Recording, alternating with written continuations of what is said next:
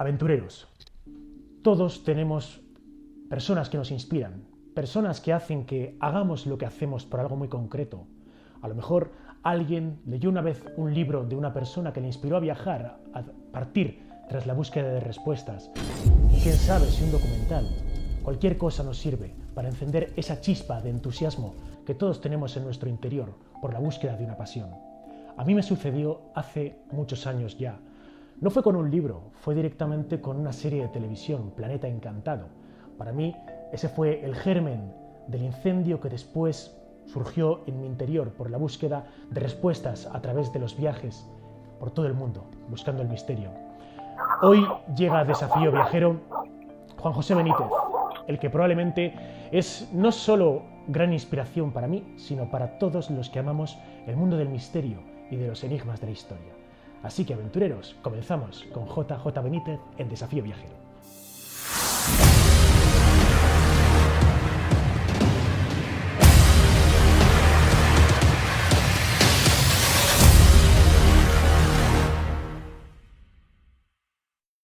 Juan José Benítez, sea bienvenido a Desafío Viajero. ¿Cómo está? Hola, muy bien, muchas gracias, muy amable. Bueno, pues un placer, de verdad, un honor tenerle en el canal. La verdad es que ya lo comentaba al comienzo, desde hace muchísimos años, ¿no? que le sigo la pista. De todos los libros que me habré leído en la vida, que son ya varios cientos, en la pole position se encuentra Caballo de Troya, uno, y hace unos años, no se acordará, ¿no? Seguramente, pero en una conferencia que usted dio para el Grupo Planeta, en el Congreso del Misterio, la conferencia era sobre pactos y señales. Tengo aquí el libro en mi mesa, y al final de la charla usted se dedicó a firmar libros a todos los presentes. Yo fui allí con mi Caballo de Troya y sobre todo le pregunté un consejo, ¿no? Yo al día siguiente partía hacia Isla de Pascua.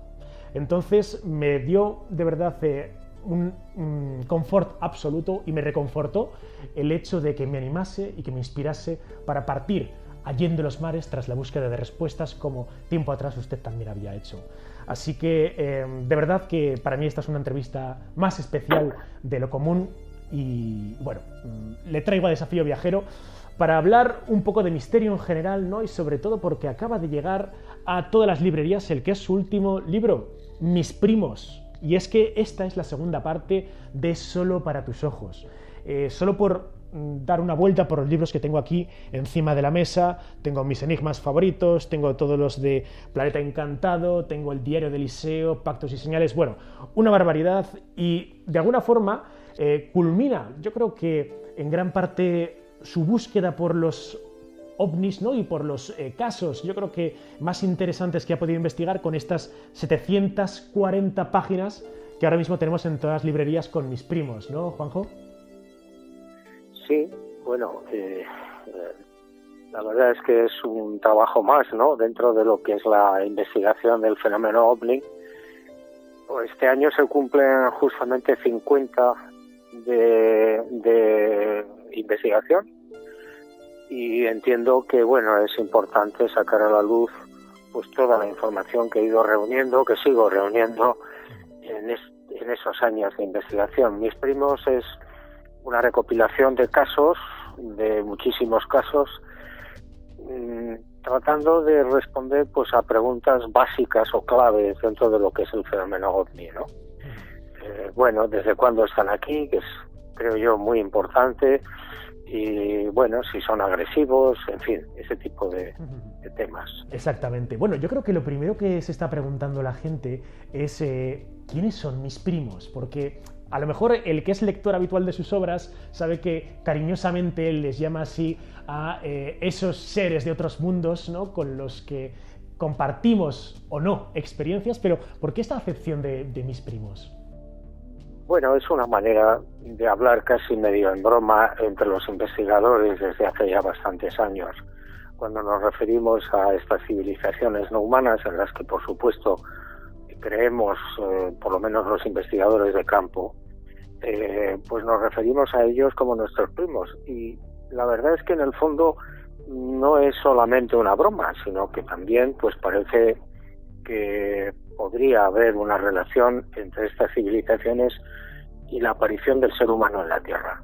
Es una hipótesis de trabajo, por supuesto, no es más que una tesis, pero bueno, es una tesis con un fundamento interesante, ¿no? Es decir, bueno, a lo mejor hace mucho tiempo algunas de estas civilizaciones pudieron llegar aquí y seleccionar quizás a un grupo de primates de los que, bueno, interviniéndolos desde el punto de vista genético con sus propios genes, podrían haber conseguido el desvío hacia la inteligencia humana, ¿no?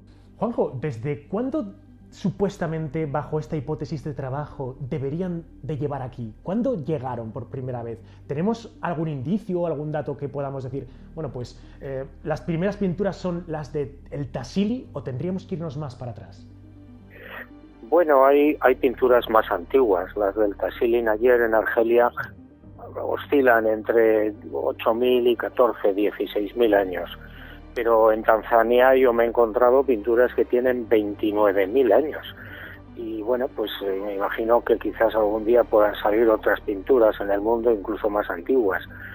¿Esto qué quiere decir? Bueno, pues que estas civilizaciones, repito en plural, pues están visitando la Tierra desde tiempo inmemorial. Y bueno, pues no podríamos calcularlo exactamente, ¿no? Lo podemos averiguar simplemente por las pinturas o las leyendas o la mitología, pero bueno, a lo mejor es mucho más antigua, ¿no?, su presencia aquí. Para que se haga una idea de los viajes que he podido hacer en los últimos años siguiendo su pista, pude estar en Etiopía tras la búsqueda del arca en Aksum, estuve por Isla de Pascua, este verano he viajado a Costa Rica y siempre acompañado pues con sus documentales y con sus obras, ¿no? En este caso, por ejemplo, por el asunto de las esferas de Costa Rica. Pero hay dos lugares que creo que usted siempre ha contado como uno de esos sitios más misteriosos desde el punto de vista ufológico, como sería el Tassili o como serían los Dogones de Mali, que a día de hoy es bastante complejo el poder viajar, ¿no? ¿Cree que relativamente a medio, corto plazo será un poco más seguro o deberíamos de poder ir a este tipo de lugares a día de hoy? Bueno, en estos momentos es muy complicado, es decir, no tanto Tassili, Argelia como Mali, ¿no? Mali está más difícil y ahora no es muy recomendable. ¿Por qué? Pues porque hay mucho terrorismo, hay mucho islamismo fanático y ahora pues intentar hablar con los Dogon allí al este de Mali pues es complejo, es complicado, no es recomendable, ¿no? Nosotros tuvimos mucha fortuna, mucha suerte, pudimos visitar el país en varias ocasiones, yo tuve la fortuna de hablar con los Dogon, de que me contaran pues toda la peripecia de su historia, de su conexión con los hombres de Sirio. En fin, fue muy interesante, muy emocionante. Es espectacular la historia de los Dogon. Claro, hablaba usted de varios planetas, es decir, aquellos visitantes que están por la Tierra, que no son de aquí, claro, no vendrían de un único planeta, sino que hablamos de culturas de distintos planetas, ¿no? Y si me ocurre esta pregunta, ¿por qué la Tierra? O sea, ¿por qué seleccionar este lugar? ¿O estaríamos hablando de un turismo interespacial donde en distintos mundos se realizarían este tipo de viajes? Bueno, pues es una buena pregunta, ¿no? La Tierra es un lugar en el que, para empezar, pues se encarnó un ser tan especial como el Hijo del Hombre, con lo cual, pues me imagino que para civilizaciones tan avanzadas como las que nos visitan, puede tener un especialísimo interés. Y, por supuesto, también el hecho de que la Tierra sea un planeta muy atrasado desde el punto de vista evolutivo, ¿no? Esas civilizaciones que nos visitan, repito, desde hace muchísimos cientos o miles de años, son civilizaciones que nos pueden llevar 1.000.000 de años de ventaja o más, con lo cual pues es como si nosotros descubriéramos en algún lugar del planeta una tribu o una civilización que vive prácticamente en la edad de piedra. Pues claro, nos llenaría de interés y procuraríamos observarlos y estudiarlos. Pues yo creo que algo parecido sucede con nosotros. Probablemente. Bueno, acaba de abrir probablemente el melón más grande que yo creo que une la historia de Juan José Benítez, que es la figura de Jesús de Nazaret, ¿no? ¿Podríamos decir que existe alguna relación entre Jesús de Nazaret, el gran Padre Azul, y el fenómeno ufológico y los ovnis? Por supuesto, por supuesto. Yo al principio empecé a estudiar el fenómeno ovni y también, por supuesto, el de lo que yo llamo los resucitados, la vida después de la muerte. Y al principio yo no me di cuenta o no me daba cuenta de que podía haber una estrechísima relación entre todo eso y el personaje, la figura de Jesús de Nazaret, que para mí es un Dios creador, ¿no? Después, con el paso del tiempo, conforme fui avanzando en la investigación, me di cuenta de que todo está relacionado, y de que seguramente Jesús de Nazaret tiene a su servicio infinidad de civilizaciones muy, muy, muy avanzadas o de una naturaleza diferente a la nuestra, llamémosle ángeles o como queramos llamarlos, que están a su servicio. Y bueno, pues algo que al principio yo no comprendía demasiado bien, ahora creo que lo entiendo. De la misma manera que nosotros pues utilizamos a los misioneros que están ahí cuidando de gentes en lugares muy primitivos, ¿no? Pues algo parecido. O sea, podríamos decir que Jesús de Nazaret pudo estar aquí en nuestro planeta, en la Tierra, pero también pudo estar en otros planetas ejecutando su misión. Pues no lo sé, es posible, es posible, no, en fin, yo cada vez sé menos, conforme más investigo, cuantos más años llevo en la investigación, lamentablemente para mí, pues sé menos, Claro. Y es posible, por supuesto que no lo descarto, es decir, a ver, la galaxia en la que vivimos, la Vía Láctea, tiene más de 100.000 millones de soles, con sus correspondientes cortejos planetarios. Eso significa un derroche impresionante de vida. No podemos ni imaginarlo, claro. Bueno, pues es posible que Jesús de Nazaret haya podido encarnarse también en otros lugares, no solamente aquí, con otros objetivos, ¿no? Con otras finalidades. De la misma manera que aquí, yo creo que su objetivo capital, que fue rápidamente enterrado por la naciente Iglesia, de la misma manera que ese objetivo era simplemente llevar un mensaje de esperanza a la gente y decirle que después de la vida sigue habiendo vida. Bueno, pues también puede haber otros objetivos en otros mundos. Exacto. Bueno, yo siempre la verdad es que reflexionando sobre esto, ¿no? Que son debates incluso que se producen en la espécula vaticana. Hubo otros Jesús de Nazaret, o estuvo Jesús de Nazaret en otros planetas también tratando de salvar a esas civilizaciones. Claro, si hoy en día pensamos, por ejemplo, en la religión judía, vemos que el pueblo judío es o se siente como el pueblo elegido. Yo me preguntaba muchas veces por qué Dios elige justo al pueblo de Israel, no a dedo directamente, tenían algo de especial. Y claro, cuando nos encontramos con ese Antiguo Testamento, creo que alguna vez le he escuchado a usted decir que el Antiguo Testamento es uno de los compendios de libros ovni o de ufología más completos que existen. ¿Está de acuerdo con esto? Sí, totalmente de acuerdo. Yo he terminado hace unas semanas un libro que se titula Las guerras de Yahvé, y bueno, pues ahí hago un estudio comparativo del fenómeno ovni actual con el Antiguo Testamento, y la verdad es que te quedas muy sorprendido. ¿Por qué? Pues porque muchísimas de las descripciones que aparecen en ese Antiguo Testamento es lo que hoy estamos investigando. Grandes columnas de fuego, de humo, nubes enormes que acompañan al pueblo judío en la travesía por el desierto, donde ellos separaba al pueblo judío. Es decir, todo eso corresponde a lo que hoy investigamos como naves nodrizas, es decir, grandes cilindros o grandes cigarros puros que iluminan por la noche pues el lugar como si fuera de día.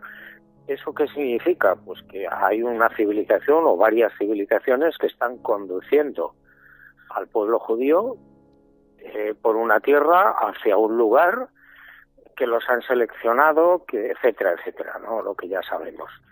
Pero la conclusión quizás más demoledora de ese libro que yo he terminado hace unas semanas es que ese Yahvé no era Dios, o al menos yo lo interpreto así.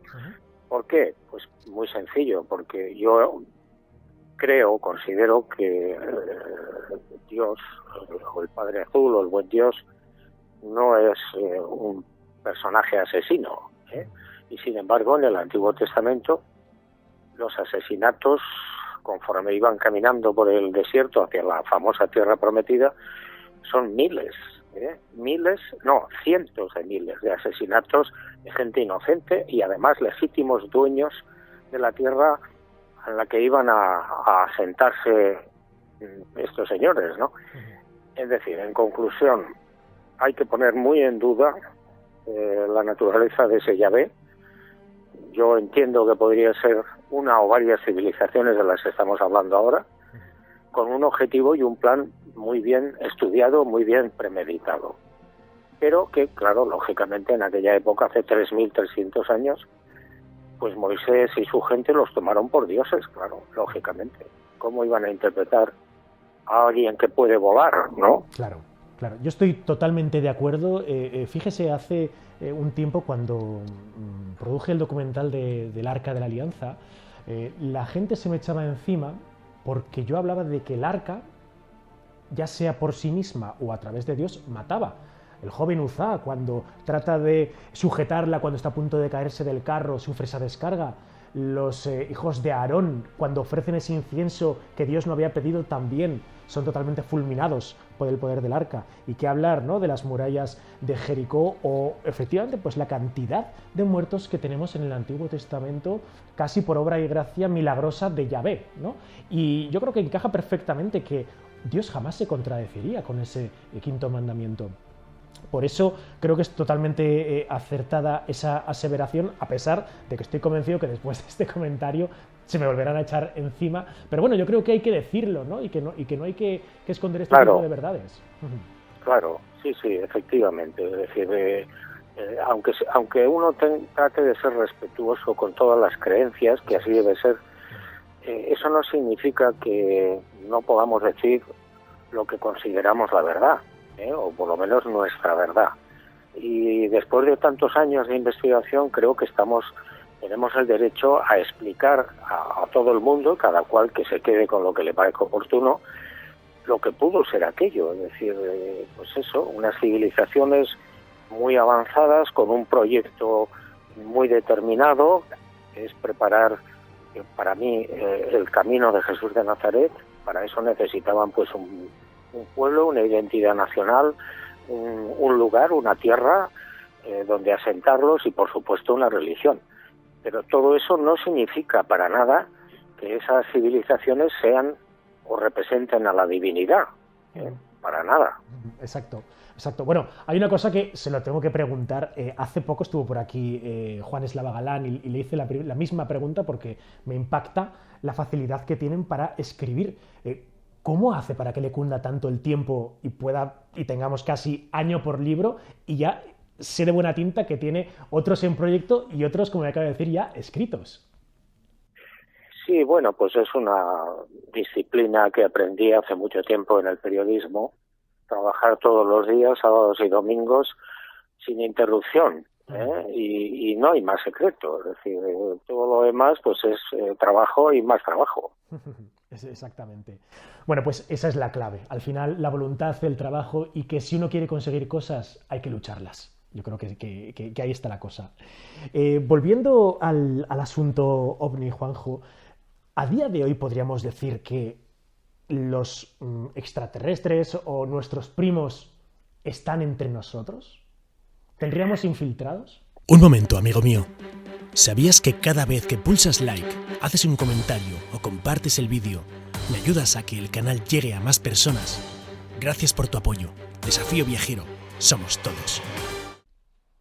Sí. Yo estudié este tema, lo sigo estudiando hace muchos años. He tenido ocasión de investigar casos concretos, específicos, donde se demuestra o se ve, o se sospecha que hay civilizaciones que tienen la capacidad técnica de adoptar los cuerpos humanos y pasar desapercibidos dentro de la red social humana, que en buena medida es la mejor manera de investigar algo, ¿no? Es decir, pasar desapercibido como un ser humano más, sin posibilidad además prácticamente de demostrar que no es un humano. Y bueno, esto nos llevaría también muy lejos, ¿no? Es decir, a lo largo de la historia, si esto es así,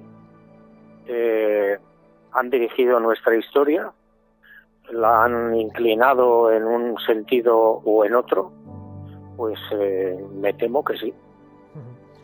Hace unos días también estuve hablando con Christian Puig, que acaba de publicar un libro que, pues también de temas de misterio. No sé si se acordará, Christian Puig es un policía nacional que se entrevistó con usted hacía bastantes años sobre el caso de Ricky B. y que hoy en día ha plasmado en un libro.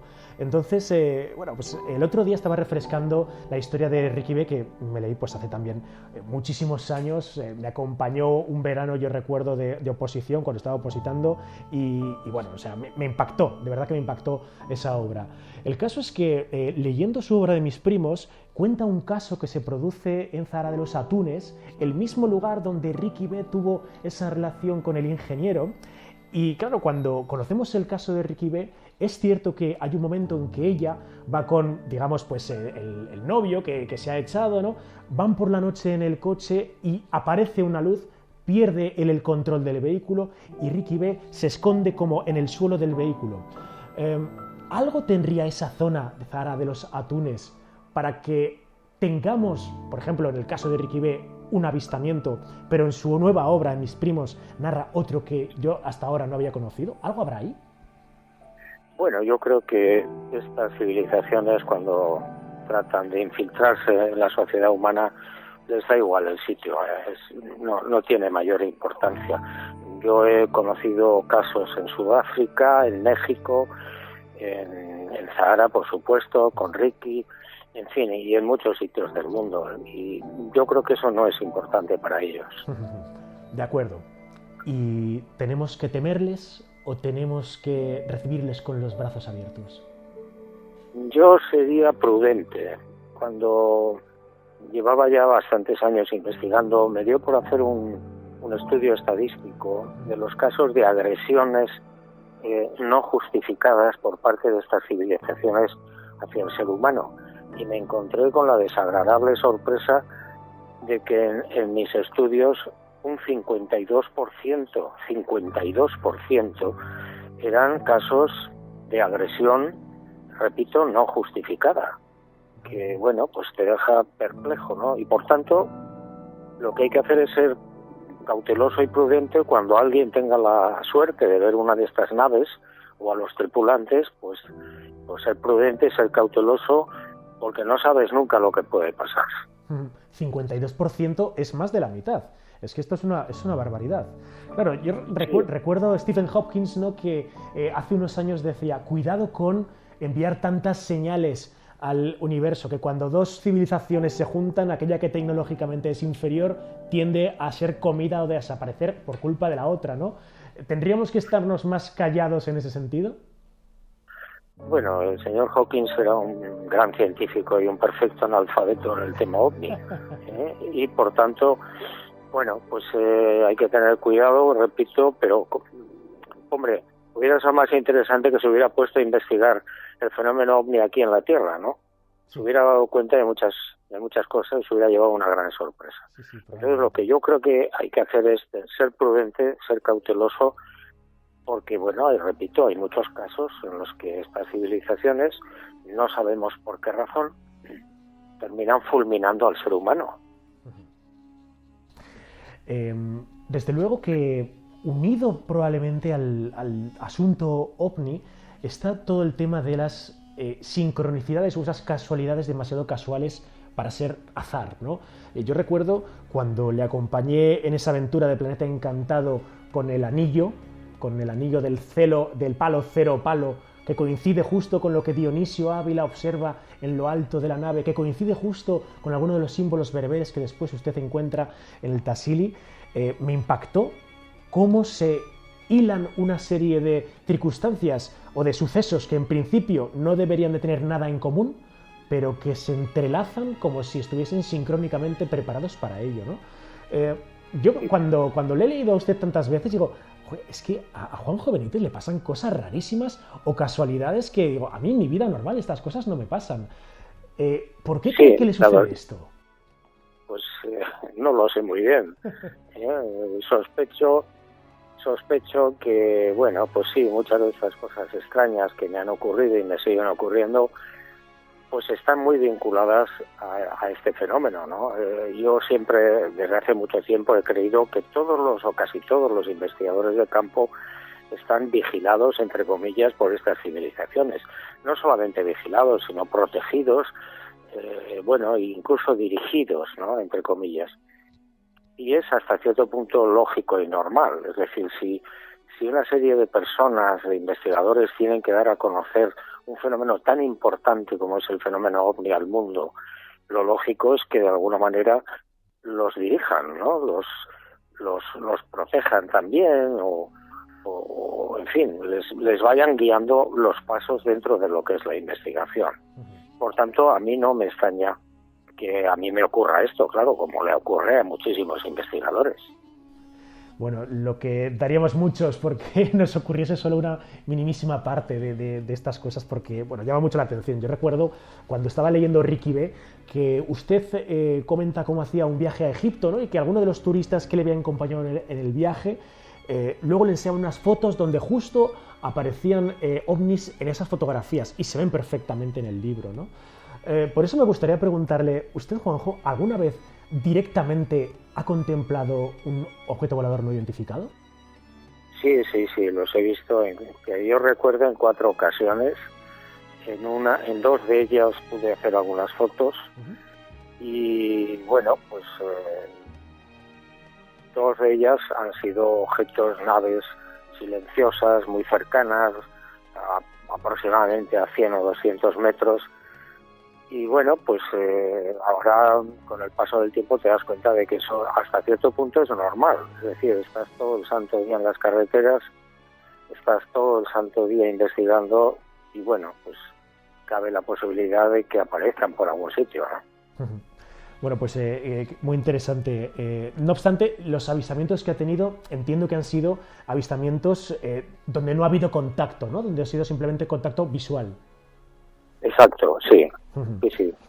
Oiga, y ya para ir concluyendo, yo creo que para todos los aventureros que ahora mismo nos están viendo, ¿no?, desde Desafío Viajero, pues cómo no sentir pues cariño, admiración, el tenerle a usted como un miembro más de la familia, y especialmente de la familia del misterio, a todas esas personas, ¿no?, que les gustaría el salir ahí, el investigar, el profundizar sobre los grandes enigmas del mundo.